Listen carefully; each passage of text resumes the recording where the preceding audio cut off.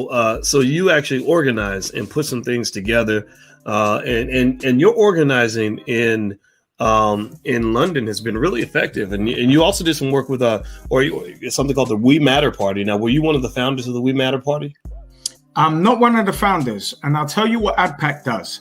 Just like if you think about ADPAC, the Israeli lobby, they add value to whatever Jews and Israel's policy is in the United States.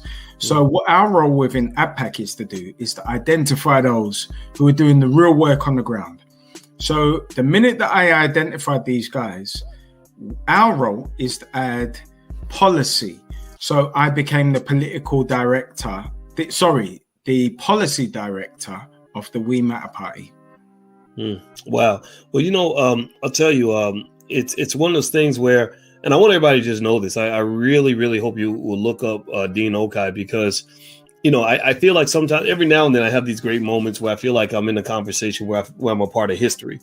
And I've known you for a while, and I've seen your work, and we don't even get to talk much. Like, I think this might be the first conversation we've had in a couple of years, but I watch people make moves, and Dean is a brother that's been making moves. And so let me ask you, you all were able to have an influence on a recent election. Is that correct? Can you tell us about it? Absolutely. So there are a number of roles that aren't recognized in elections. So you guys have sheriffs, and these are elected roles. So we have a police and crime commissioner. Our chair ran for police and crime commissioner and got 7,500 votes in a 2-week polling period. Well, now, next year, all seats are open, and we have 6-7 months of clarity to run for those elections. Wow. Okay, so you're influencing the politics. What about the economic base in London? I know a group of our students got together when I went to London with Alicia maybe about a year and a half ago.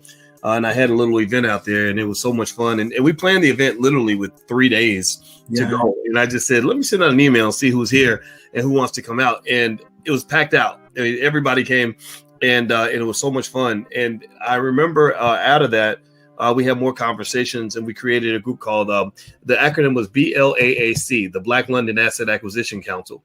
And so they just ran with it. I was really impressed with the fact that it wasn't just talking. It was, let's go do it. Okay, here's what we're going to do. A student set up a WhatsApp, and next thing you know, they're going back and forth and making moves. What about the economic base there? I know that you are well-versed in economics, and you have a lot to say on that topic. How's that been going in terms of understanding the importance of buying black or it's economically supporting the ideas that you believe in? What's that process been like for you? Vastly more developed than when you were in town, brother. So one of my brothers, Swiss, who has an event called Black Pound Day every month, earns hundreds of thousands of pounds for black-owned businesses in the United Kingdom. I say African Caribbean because black is politically black, and anybody can self-identify, just like Rachel Dolezal, to be black. Right. So I always say African Caribbean in the UK. But yeah, my brother Swiss has an event called Black Pound Day, and hundreds of thousands of pounds are earned by black businesses every month, month in, month out. We have a kite mark that says this product is authentically created by African Caribbean owned or black, however you do it, player, we don't mind. And that kite mark on products enables our consumers to know this is genuinely owned by us, because we do a vigorous due diligence on the ownership of the products.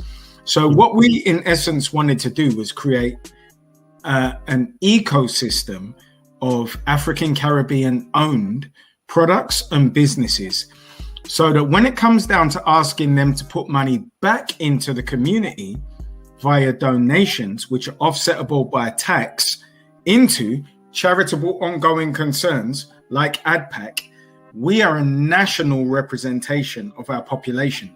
And then what we do is we have a couple of 100+ delivery partners across London, Birmingham, Manchester, and the entire nation to drop that money on as ongoing concerns, because they deliver the programs to our youths and all of those civic infrastructures that we require. Wow. Okay. So